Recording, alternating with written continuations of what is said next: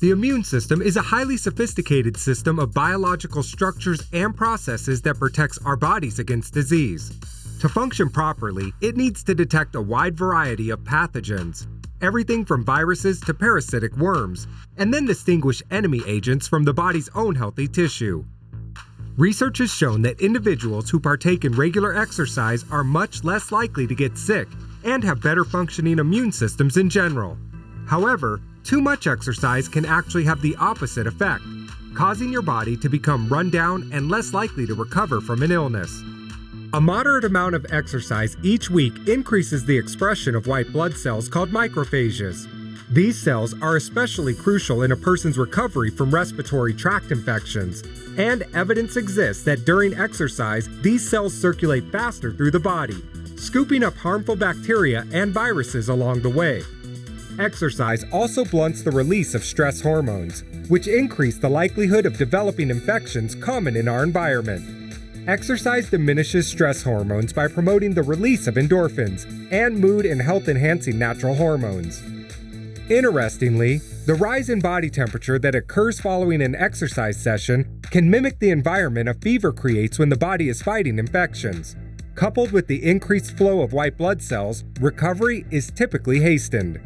On the other hand, too much exercise increases your susceptibility to infection and illness. Research has shown that athletes who train more than 90 minutes per session, incorporate many high-intensity movements, or train multiple times a day are at an increased risk of becoming ill. This occurs because the levels of stress hormones outweigh the effects of beneficial health-promoting hormones, resulting in a state of chronic inflammation. The period of susceptibility is typically 3 days following a workout. For best results in boosting immunity, limit moderate intensity workouts to no more than 60 minutes.